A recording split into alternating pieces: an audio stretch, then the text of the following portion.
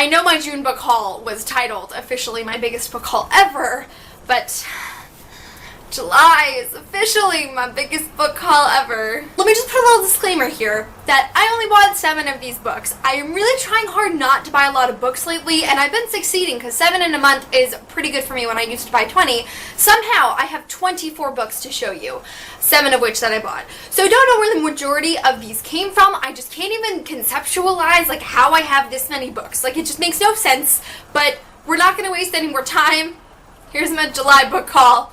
I hope you can stick through it. I hope I can make it through this video. The first book I received in the month of July is My Lady Jane by Cynthia Hand, Brody Ashton, as well as Jody Meadows. I technically received this in June, but I had filmed my June book haul before I actually got these at the end of June, which is obviously the problem with filming book hauls too early. I received My Lady Jane in the Owl Crate as well as uppercase boxes for June, and I obviously only have one. I gave one away to one of my friends because what do I need 2 of these books for, and I'd rather somebody else get the chance to read it. My Lady Jane follows 3 main characters. Firstly, we have Edward, who is the king who is falling ill and wants to preserve his kingdom. We have Jane, who is Edward's cousin, who Edward is trying to marry off to preserve his kingdom and keep the family line going, but Jane is not interested in marriage at all. And finally, we have Gifford, who is a horse by day, but man by night. And so the whole book is about these 3 different characters and how they kind of get involved in this conspiracy. And if you haven't heard of My Lady Jane, I'd be really shocked. It was very, very popular in BookTube when it first came out, and I've heard great things about it, so I'm definitely looking forward to getting around to this book soon. The next 2 books I bought were at a book signing that I went to for Victoria Schwab. So the 2 books that I came home from that signing with are This Savage Song by Victoria Schwab as well as A Gathering of Shadows by V.E. Schwab. The signing was for This Savage Song, which is Victoria Schwab's newest release, and I have 2 really exciting videos about that event if you'd like to check them out. Firstly, I have an interview with Victoria that we did, which was really, really exciting, and if you'd like to see that interview, it's linked below, as well as my vlog from that entire day. And while the vloggy bits are only about 5 or so minutes, most of the video is actual conversation between Victoria and the moderator Gabby from Books of Wonder, and they're just talking about Victoria's writing. So if you don't get to go to a lot of book signings but want to see what they're kind of like, that video would be perfect for you because you also get to hear a lot about what Victoria has to say. I already talked about This Savage Song in my June wrap-up because I read it early, and it was just absolutely fantastic, and I'm so glad that I have this beautiful new hardcover with a poem on the back, and it's just gorgeous. And then I also bought A Gathering of Shadows, which is the second book in the Shades of Magic series, because right before I went to the signing, I decided I wanted to finally start this series. I did. I loved A Darker Shade of Magic, and I just could not leave without getting this one as well. They're both signed, and it was just such a great event. I love Victoria Schwab so much, and she's such a talented writer. So first of all, you might want to go check out those videos, and second of all, you have to check out her books because they are fantastic. The next book I received in the month of July is technically also from that event, but it has nothing to do with Victoria Schwab. If you follow me on my Instagram at emmmmabooks, you might be familiar with some of the promotion I do for Books of Wonder when they have signed book pre-orders. And so when I showed up to that event at Books of Wonder, they had an extra copy of A Torch Against the Night by Sabotage lying around, and Gabby was kind enough to give it to me, so thanks so much, Gabby, for that. I recently just read An Ember of the Ashes. It is my last completed read, and I loved it so much, but I will be sure to talk about that in my July wrap-up, which is coming soon. Since I am just in such an Ember in the Ashes mood after finishing that fantastic book, I am so happy I can jump right into the sequel. I met Sabotage over a year ago before I had even read Ember, and so I would love to meet her again just so I can talk about how fantastic her books are, and I'm just really, really excited to read A Torch Against the Night, and I hope you guys are too. And this book comes out on August 30th, so I hope you're ready for it like I am. The next book I have to show you is another arc, and that is the Tales from the Shadowhunter Academy bind-up by Cassandra Clare, Sarah Resbrennan, Maureen Johnson, and Robin Wasserman. Wasserman, never know how to do things with authors' names. This was sent to me by Emily from Blue Eyed Biblio on YouTube, who is so sweet and just had a copy and knew that she wasn't that interested in it and knew that I loved Cassandra Clare, so she was kind enough to send it to me. So thank you so much, Emily. Her channel will be linked below, and I would highly recommend going to check her out, as well as her Bookstagram, which is just A+. I I have read the Tales from the Shadowhunter Academy's novellas. I was reading them as they were coming out in ebook format because, you know, I couldn't wait until November for this book. But can I just say, look at this. This is a very, very thick novella bind-up. I mean, normally novella bind-ups are the smallest that an author puts out. This is gigantic. I'm really, really happy to have a physical copy of these. The cover just looks so good all put together because if you didn't know, every novella was published with a piece of it and it all came together in the end. If you love the Mortal Instruments series and have not picked up these novellas, you can wait until November 15th to pick up the hard copy, but definitely put them high up on your TBR because they are so, so great and will give you all the TMI and TID and TDA feels. Just all of the Cassandra Clare works just in one book. It was fantastic and amazing, and I love it so much. Speaking of books of wonder and signed and personalized pre-orders, I have another one to give to you guys, which is really, really exciting. So the next book I received in the month of July is Labyrinth Lost by Serena Cordova. I am so excited about the release of this book. I can't even put into words how badly I want to read this, and I just gotta get some books out of the way before I do. But Labyrinth Lost is like, oh, it's so close. I'm so excited to read you. Labyrinth Lost follows a girl named Alex who is the most powerful witch in a generation, but she hates magic. What a weirdo, right? So Alex decides to conjure up a spell to rid herself of her magic, but it backfires, leaving her entire family vanished from the earth. So Alex is left to go on a hunt to find her family with a boy that she knows she cannot trust in a world that she knows nothing about. And also, what is really, really cool about this book is not only is it a full person of color cast, which we need in YA, it also shows bisexuality representation, which is another thing we need in YA. And this book just sounds right up my alley. It's everything I want in a book, and I can't tell you how excited I am to read it. And if I said excited a lot in this book haul, I'm sorry. But what's even more exciting, yeah, had to use the word again because it's deserving of it. If you pre-order this book through booksofwonder.com, your copy will be signed and personalized by the author. So when you get this book, which you should, because it's going to be fantastic, you can have the author's signature and your name on the inside cover. Books of Wonder ships internationally through USPS, and so even if you're across the pond and not in America, you can snag a copy. And one more super special thing about this promotion is if you use my discount code emmmmabooks, like my channel name exactly the way it spells, you'll receive 10% off your pre-order. So not only is this book discounted, it's awesome, and it's going to be signed and personalized if you pre-order through booksofwonder.com. So I'll leave the link to that below. Definitely consider taking advantage of that opportunity. But Labyrinth Lost is going to be great, and I can't wait to read it, and I hope you guys are excited for it too. The next two books I have were sent to me by Soho Teen, so thank you so much, Soho, for sending them to me. The first of which is More Happy Than Not by Adam Silvera in its paperback edition. I love Adam so, so much, and I love this book so, so much. More Happy Than Not was fantastic. It was heart-wrenching and heartbreaking, but just a beautiful, beautiful work, and I'm so proud of Adam for publishing it, and I just really, really love this paperback, so they decided to send it to me. So thank you so much, Soho, for putting this beautiful book on the exterior as well as the interior inside of my hands. And the next book that Soho sent me is not one that I've heard of, but now that it's in my hands, I'm really, really excited to read it, and it is The Free by Lauren McLaughlin. This has given me some Orange is the New Black vibes, which is really, really great. The Free follows a boy named Isaac who throughout his life has always stolen little petty things for his sister just to make him more comfortable in the family life that they live in. Very quickly, Isaac's sticky fingers land him in juvie, where he's forced to go to group therapy where all of the other inmates reenact their crimes to kind of cope with their consequences. And so with this therapy being very intense, it's all about Isaac and his kind of feelings throughout this experience of being in jail as a young kid and going through this therapy and kind of resurfacing some memories that he may have repressed. I am so happy that a book like this exists because as somebody who is studying psychology as well as forensic psychology, I know that the mental health in prisons is horrible. The therapy is so bad and it doesn't get the attention that it deserves. Statistics show that inmates do already have a high percentage of mental illness and they just are not getting the care that they receive, and so I'm fascinated that we have a YA book about this. Really, this is like a groundbreaking topic that nobody talks about and nobody knows about, and so I think that alone is great, and I'm so happy we have a book like this, and I can't tell you how excited I am to read it. It comes out in February of 2017. I know that's a little while away, but definitely don't forget about it. Mark The Free on your TBR on Goodreads because I know that this is going to be a really, really important book, and I can't wait to see what I think about it. The next book I received in the month of July was sent to me by Penguin Random House, so thank you so much, Penguin, for always sending recommending me these fantastic books, and that is Nerve by Jeannie Ryan. I am sure you guys have heard of Nerve. I mean, I can't remember the last time I watched a YouTube video that didn't have the trailer in the beginning as an ad. What's really cool is every single time I was seeing these Nerve trailers, I haven't seen the movie yet, but I really want to,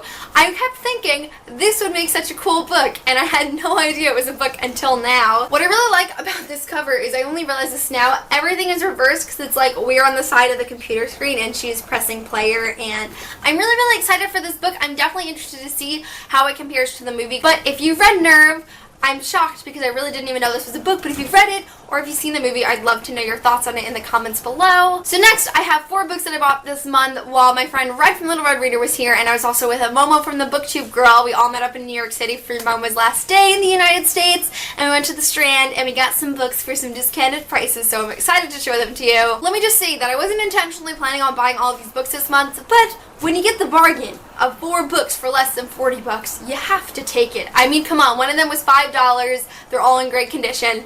I had to. The first book on that list is Hollow City by Ransom Riggs. This is the second book in the Miss Peregrine series. The Miss Peregrine movie is coming out soon. Ransom Riggs is going to be in New York City soon, and I definitely need to catch up on this series since I haven't read anything from him since 2014 when I first read Miss Peregrine's. I wasn't the biggest fan of Miss Peregrine's when I first read it, but I feel like a lot of that had to do with the fact that I was reading it during a readathon where I was just trying to read books to read books. So I think that might have something to do with it, but I do want to continue on with the series because I think it is something that I'm going to love. And so I'm really happy that I have the second book in my hands, which I know a lot of people liked. So I'm really excited that I now have it, and now I'm more motivated to pick it up. The next book I got from the Strand is Specials by Scott Westerfeld. If you've been following my channel for a while, you might see an ugly book have popped up in one of my book hauls here and there, because I'm slowly trying to collect the series before actually starting it. So I've just slowly been trying to collect the Ugly series for the past couple of months because I'm always more motivated to start a series when I have all 4 of them, so I can just marathon them and read one after the other. So I'm almost there. I've just got extras to go, but I know that I'm going to love the Ugly series, so I can't wait till I get started. The next book I bought from the Strand is Consequences, which is Opal and Onyx from the Lux series by Jennifer L. Armentrout. I finished the Lux series, I think it was last month. I loved it so much, but because they have these new bind-ups, I've been wanting to collect those too, so I'm just missing Opposition at this point, which is the only one that looks like this, but it's not a bind-up, so covers, very frustrating thing. But I loved the Lux series. I actually have a review of the entire series, spoiler-free, from one of my Biannual Bibliothon videos. It's not a conventional review, but if you want to watch it, it'll be linked in the description. But I love the Lux series. It's definitely a series I'd want to collect different covers from, so I'm happy that I have 2/3 of the bind-ups and new covers now. And then the last book that I bought at the Strand on that day was Dreams of God and Monsters by Laini Taylor. I had read the first book, Daughter of Smoke and Bone, a couple of months ago for the Biannual Bibliothon of January, actually, and I did enjoy it. I think I gave it 4 out of 5 stars. Because of that, I wasn't as motivated to pick up the second book, but now that I have the third book, as I just said, I am way more motivated to finish the series when I have all of the books to marathon. So I do want to continue with this series, and I have heard fantastic things about the series, and I do think it's something that I have the potential to just absolutely fall in love with. So I have all of them now, and I definitely do want to get around to them soon. This book is gigantic, and it's a little intimidating, but I think if Days of Blood and Starlight can capture me into the story more, I will just fly through it, and I'm really excited about that. So in the month of July, I had gone to a really exciting event that Scholastic hosted. If you'd like to see my footage and coverage from that event, I will link the video to the emmmmabooks below. But after that really cool event, I had gone inside to the Scholastic office, and the lovely Lauren had handed me a couple of books that she just had lying around and wanted to get the word out on BookTube, so I'm really excited to show them to you guys. The first of those being The Forgetting by Sharon Cameron, and now this book sounds amazing. It's just really hard for me to wrap my head around the synopsis, but I'll do my best. It follows a girl named Nadia who lives in this country that one day out of the entire year, they always suffer from this thing called the forgetting, which is a day of no consequences and no remorse, where everyone's memories about everything are lost for that day unless they are written down. And so our main character, Nadia, always writes her memories down. She has never forgotten a thing. And so in the wake of the upcoming forgetting, Nadia must team up with a boy named Gray in order to protect the city from this unknown enemy that they haven't experienced before, and also Nadia wants to make sure that Gray does not forget her, and it sounds super heart-wrenching and like a really, really intense read. I've heard fantastic things about it. The Forgetting hits the shelves on September 13th, and I just cannot wait to read this book. Literally, anyone who has mentioned this book has been raving about it, and it sounds really, really intense and deep and heavy, and I can't wait to experience it. The next book I have to show you, which sounds super, super epic, is Sabotage by Neil Bascombe. This book sounds super unique and individual, and I'm really, really excited that I have it. Essentially, Sabotage follows the Allied powers from World War II as they have to kind of survive in the wilderness on a mission to destroy Hitler's atomic bomb, which could change life as they know it. I am not a history nerd. I've never really been interested in it, but World War II was always my favorite subject, and so I think this book sounds really, really fascinating. The author is well known for another book about writing about Nazis, and so I just think the synopsis is so unlike what I normally read and get a chance to hear about. Sabotage just sounds great to me, and I would love to know your thoughts on it if you've read it, but this cover is awesome, the synopsis sounds super epic, and I definitely want to get to this book soon. The next book I have to show you from Scholastic is The Call by Peadar O'Gluckin. I feel like this is another book where the synopsis is really, really hard to wrap your head around. I just feel like it's not giving a lot of information, but what I can gather is it follows the call, which is this thing that calls to you, obviously. You hear the call and suddenly you're running for your life against a group of terrible people, and so our main character is finally called and nobody thinks that she can survive, but she's determined to prove them wrong.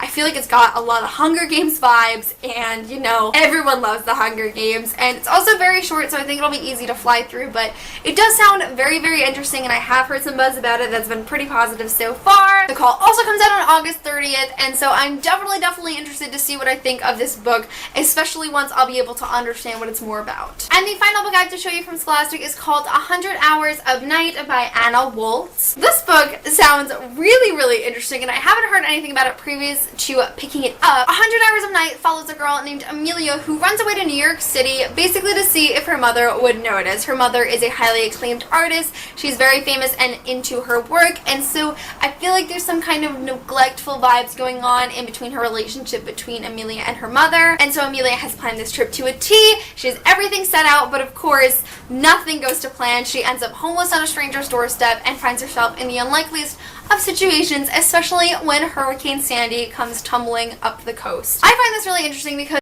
I am in an area that was affected by Hurricane Sandy. Luckily, I didn't lose much, but I know so many people that were so horribly affected by this hurricane, and I've never heard any mention of it in books. I'm super intrigued to read about this experience that I had firsthand, because that doesn't come along a lot. But 100 Hours of Night, again, it looks like a very short book that I can fly right through, and I'm really happy I now picked it up because I'm totally more inclined to read it. So the next 3 books I have to show you are all from an unboxing I recently did for Cratejoy. If you'd like to view that unboxing where I do give more detailed descriptions of these books, you can find that in the description of this video. The first of those books being The Signature of All Things by Elizabeth Gilbert. This follows a girl who is very into science and nature and studying plants. All of a sudden she's introduced to this boy whose focus is more on spirituality and supernatural, and so it's kind of all about the conflict of belief versus fact, which I think is super interesting. Elizabeth Gilbert is a highly acclaimed author, but I've never read anything from her. It just sounds like a really fascinating book, and I'm glad I now have the opportunity to read it. And the next 2 books I received are from Bookcase Club, which I also showed in that unboxing. The first of those books being Salt and Storms by Kendar Culper. Salt and Storm is about a girl named Avery who is a witch, but her mother has locked her away and not allowed her to use her magic. Avery has been planning to break out and kind of embrace her abilities for a long time now, but as she's preparing to do so, she has this kind of premonition and this vision that when she does so, she's going to die. So this book is basically all about Avery as she is trying to escape from her mother's clutches and survive this future that she is lying in wait for her, and it sounds like a fantasy book that is right up my alley. I really really like that it's super underrated and I haven't heard of it before, and I really, really like the cover. So this is definitely a great book that I'm really glad I got this month. The Well's End follows a girl named Mia who is living in this world that is currently being affected by a plague, and so through the effects of this plague, people are aging years by hours and people are ending up dead like that. And so Mia and her friends have to break out of the quarantine they are trapped in and travel to this place called the Cave. The Cave being the only place that they think they can receive help from, but the Cave is also run by Mia's father, so I'm assuming there's going to be some strange father-daughter dynamic going on in here if they are wondering if they can actually help. So The Well's End is definitely a unique book I feel like I haven't heard anyone talking about, but I'm glad I have it, so I have the opportunity to read it. And the final two books that I have for this haul, I got the very, very last day of July. I had gone to a midnight release party for Harry Potter and the Cursed Child at Books of Wonder in New York City, and we also stopped by a few other bookstores that were having the same thing. I have some footage from that night that I'm hoping to put together in a video and show you guys, so stay tuned for that, but let me show you the two books that I bought. The first book I got is obviously Harry Potter and the Cursed Child by Jack Thorne and John Tiffany. I am halfway through this book and I don't even want to talk about it because I know my review is going to be 17 million years long. I'm loving it. I'm living. I have some questions, but altogether, it's great so far. I'm so excited to be immersed in the world of Harry Potter for another book, despite it being a script. I've just loved being able to talk to everyone about Harry Potter lately, and everyone is just in Harry Potter mode, and it's fantastic, and I'm excited, and I'm loving it, and I can't wait to tell you guys what I think of the book once it's finished. And then the final book that I bought at that release party was Harry Potter and the Sorcerer's Stone, but this is the anniversary edition. I don't know why I didn't know this existed until that day. I've never seen it in a bookstore, never seen it online. It literally popped out of nowhere, but it came out in like 2008. Where have I been? It one's quite expensive, but you know me. I love having extra versions of all of my favorite books, and not only do I like the dust jacket, but the cover is great and so Harry Potter-ish. And so when I saw it, I knew I had to have it, especially because if you bought two books at the Books of Wonder release party, you got this really awesome commemorative mug. So I'm really excited to have this special anniversary edition, and I think this officially starts me off on buying separate editions of Harry Potter. So who knows, maybe next month I'll come in with 3 box sets. I really hope not, because my bank account will kill me, but I've started and I know I'll never stop. So that is it for my July book haul. I'm exhausted. I repeated myself 7 million times. I'm shocked if you're still here. So many books. I don't know where they came from. I'm really trying hard not to haul a lot of books. I hope everyone understands that these past couple of months I have not been buying a lot of books because I don't want to, I don't need to, but here are more books. As always, please let me know your favorite read as well as book buy for July. I would love to know, and maybe, who knows, I'll be able to pick them up for August. But that is it for this video. Thank you guys so much for watching, and I will see you soon for a new one. Bye!